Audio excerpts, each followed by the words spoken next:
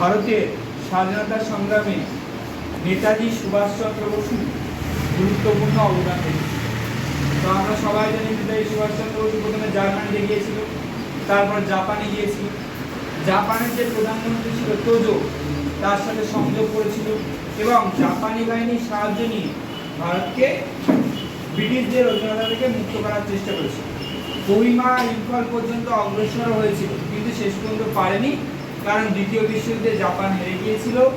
তাই জাপানি সেনারা সুভাষচন্দ্র বসুকে সাহায্য করা বন্ধ করে দিয়েছিল। তাছাড়া ওই অঞ্চলে, যে অঞ্চলে দিয়ে তারা ঢুকছিল কোহিমা ইম্ফল দিয়ে, সেখানে প্রাকৃতিক পরিবেশ এতটাই খারাপ ছিল, ম্যালেরিয়া, সাথে সাথে পরিবেশ, খাবারের অভাব, এইসবের কারণে ভারতীয় সেনাবাহিনী যুদ্ধ করতে পারেনি ভারতে। যে কারণে যেহেতু জাপানি সেনারা ফিরে গেছিল, ভারতীয় সেনারাও জাপানিদের অস্ত্র ফিরিয়ে দিতে বাধ্য হয়েছিল। শোনা যায় নেতাজি সুভাষচন্দ্র বসু একটা বিমান দুর্ঘটনায় মারা গিয়েছিল, কিন্তু এই ঘটনাটা কি আদৌ সত্যি তা নিয়ে এখনো গবেষণা চলছে। এর কোনো সদুত্তর এখনো পর্যন্ত পাওয়া যায়নি, বুঝেছো? এখনো চলছে।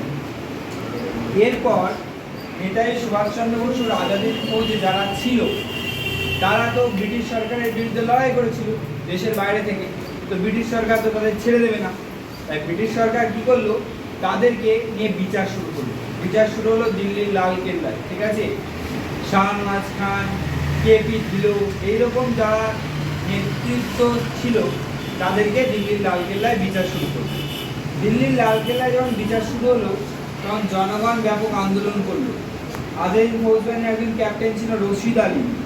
রশিদ আলীকে বিচারের রায়ে ওই দণ্ড দেওয়া হলে দিল্লির রাজপথে জনগণ এখন যেরকম লোকে বিক্ষোভ দেখায়, সেরকম বিক্ষোভ করেছিল। তাই এই দিনটাকে বলা হয় রশিদ আলী দিবস।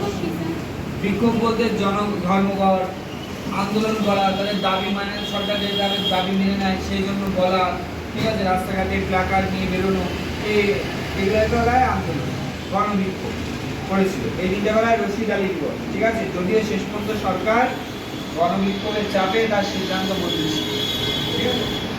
এরপরে ঘটেছিল হচ্ছে নৌ বিদ্রোহ 1946 খ্রিস্টাব্দে, মানে দ্বিতীয় বিশ্বযুদ্ধের পরবর্তীকালে আর ভারতের স্বাধীনতার আগে সবচেয়ে গুরুত্বপূর্ণ ঘটনা ছিল নৌ বিদ্রোহ।